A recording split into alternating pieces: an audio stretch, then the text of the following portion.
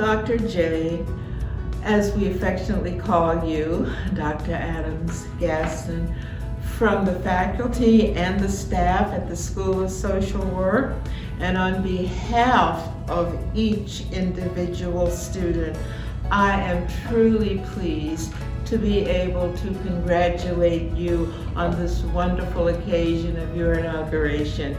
There's something that's really special about that, and that is this is truly an act of systemic equality. Not only are you female, but you are at the top of your game, and everyone in the School of Social Work is really just very pleased to have you as our leader.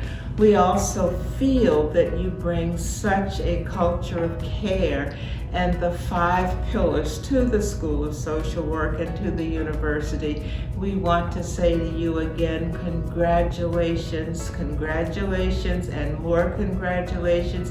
We love you and we will support you in any way we can as you, our president. Thank you for choosing NSU. Congratulations on your inauguration. I want to thank you for everything you do and making NSU successful. And I am glad that you are part of the NSU family.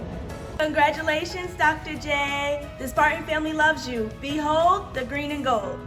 Congratulations, Dr. J, on your inauguration. We're so glad you decided to be a Spartan. And behold, the green and gold.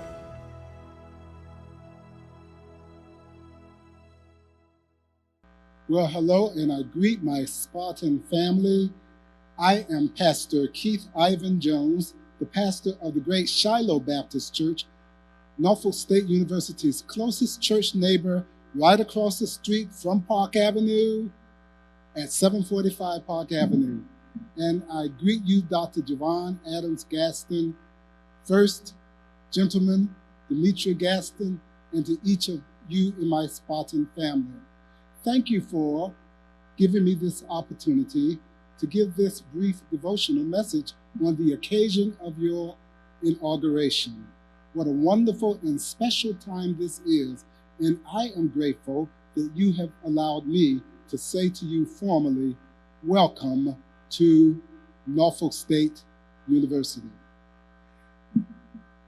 As I have been invited, I want to speak for a few moments about what servant leadership is all about in the form of two stories. I'm going to tell 2 quick stories. The first, both of them are military. The first, I was the chaplain at the Womack Army Medical Center in Fort Bragg, North Carolina. It was about 2 o'clock in the afternoon, and I had worked all day. And I thought that today perhaps I'd get to go home early and rest a little. But on the 9th floor, I saw in the distance a puff of smoke go up. And suddenly my assistant called me from our office and said, you need to get down here quickly. As I got down to the chaplain's office, I was beckoned to the emergency room where ambulances were coming in. You see, a plane had crashed into another plane and into another plane at Pope Air Force Base, and hundreds of soldiers were injured. Hundreds of soldiers had been consumed in fire, quite honestly. It was a very terrible and awful scene. You can imagine that there was indeed death.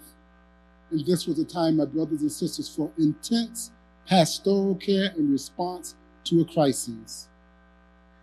As the crisis was mounting in the emergency room, and the emergency room physicians and the surgeons and everybody was doing their best to save lives, two general officers walked in.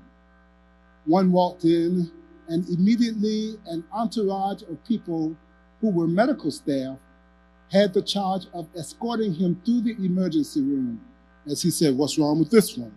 And what's wrong with that one? And for every person that he had attended to, they had to give an explanation. This took away much needed medical care because they wanted to do the general's bidding. A second general came in, and he comes into the chief physician, and I hear him as he says, whatever you need, just let me know.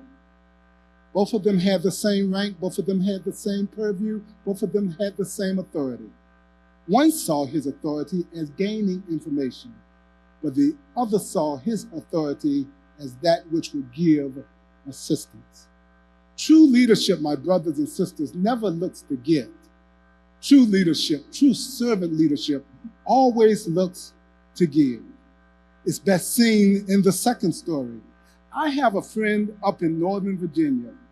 He was an Air Force officer, commanded great numbers of Air Forcemen, did a whole lot of things which were of high authority. But every single Sunday, if you go to the church, you'll see that same person out in the parking lot directing traffic and parking people for his church. You see, true leadership never seeks to get, but true servant leadership always seeks to give.